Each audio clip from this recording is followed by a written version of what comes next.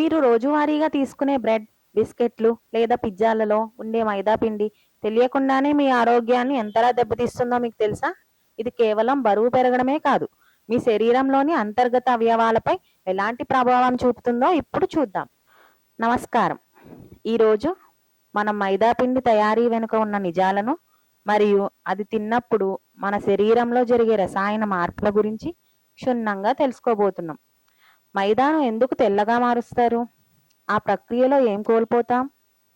ఈ వీడియో చివరి వరకు చూడండి. మీరు మీ డైట్ ప్లాన్ మార్చుకోవడం ఖాయం. మైదా అనేది గోధుమల నుండి తయారవుతుంది, కానీ ఇది అసలైన గోధుమ కాదు. గోధుమలోని పైన ఉండే పొట్టును, అంటే ఫైబర్ మరియు పోషకాలను పూర్తిగా తొలగించి కేవలం పిండిని మాత్రమే మిగిల్చినప్పుడు మైదా తయారవుతుంది.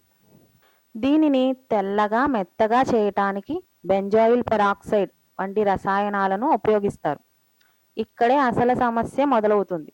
ఈ రసాయనాలను మన జీర్ణ వ్యవస్థపై ఎలాంటి ప్రభావం చూపుతాయో ఇప్పుడు చూద్దాం. మనం మైదా తిన్నప్పుడు అది రక్తంలోకి చాలా వేగంగా గ్లూకోజ్ని విడుదల చేస్తుంది. దీనివల్ల ఇన్సులిన్ స్థాయిలు ఒక్కసారిగా పెరిగిపోతాయి. దీన్నే ఇన్సులిన్ స్పైక్ అంటారు. ఇది క్రమంగా టైప్ 2 డయాబెటీస్ రావడానికి ప్రధాన కారణం అవుతుంది. అంతేకాదు, మైదాలో ఫైబర్ అస్సలు ఉండదు. దీనివల్ల మలబద్ధకం సమస్య మొదలవుతుంది.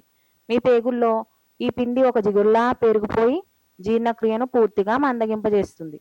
ఇది కేవలం జీర్ణ సమస్యే కాదు, మీ రోగనిరోధక శక్తిని కూడా దెబ్బతీస్తుంది. ఇప్పుడు మీరు అడగవచ్చు, మరి మైదాకు బదులుగా ఏం తినాలని? జొన్నలు, రాగులు, సజ్జలు లేదా కనీసం గోధుమ రవ్వ వంటి హోల్ గ్రెయిన్స్ వాడటం అలవాటు చేసుకోండి. ఇవి మీ శరీరానికి కావాల్సిన ఫైబర్ మరియు పోషకాలను అందిస్తాయి. మీరు ఈ రోజు నుండి మైదాను తగ్గించాలని నిర్ణయించుకున్నారా? అయితే కింద కమెంట్ సెక్షన్లో "నేను సిద్ధం" అని టైప్ చేయండి. ఆరోగ్యకరమైన అలవాట్ల గురించి ఇలాంటి మరిన్ని ఆసక్తికరమైన విషయాలు తెలుసుకోవడానికి మా ఛానల్ని ఇప్పుడే సబ్స్క్రైబ్ చేసుకోండి.